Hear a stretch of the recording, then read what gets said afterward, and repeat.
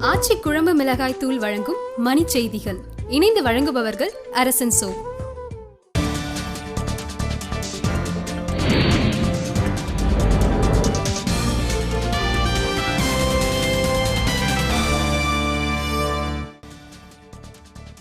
தமிழக சட்டப்பேரவை கூட்டத்தொடர் தொடங்கியது. அப்துல் கலாம், MS விஸ்வநாதன் உள்ளிட்டோருக்கு இரங்கல்.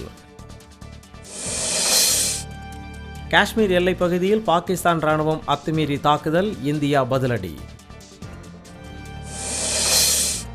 காஷ்மீர் எல்லைப் பகுதியில் பாகிஸ்தான் நிலைமை குறித்து நடுவண் அமைச்சர் மனோகர் பாரிக்கர் நேரில் ஆய்வு. இந்தியா பாகிஸ்தான் ராணுவ உயரதிகாரிகள் இடையிலான பேச்சு திட்டமிட்டபடி நடைபெறும் என சர்தாஜ் அஜீஸ் உறுதி. நாட்டின் 58 விழுக்காடு பகுதிகளில் பருவமழையில் எந்த மாற்றமும் ஏற்படவில்லை என வானிலை ஆய்வு நடுவம் தகவல். சோனியா குடும்பத்திற்கு சொந்தமான ராஜீவ் அறக்கட்டளைக்காக 65,000 ஏக்கர் நிலம் வாங்கியதில் முறைகேடு என ஸ்மிருதி இரானி புகார். திருவள்ளூரில் உள்ள பல்பொருள் அங்காடி ஒன்றில் ஏற்பட்ட தீயில் பல லட்சம் ரூபாய் மதிப்பிலான பொருட்கள் எரிந்து நாசம்.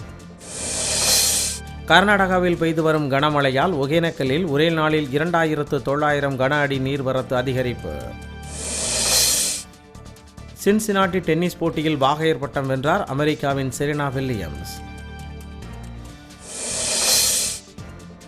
இந்திய பங்குச்சந்தைகளில் காலை முதல் கடும் சரிவு. மும்பை பங்குச்சந்தை 1000 புள்ளிகள் சரிவுடன் தொடக்கம்.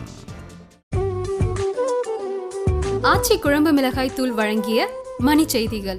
இணைந்து வழங்கியவர்கள் அரசன் சோ.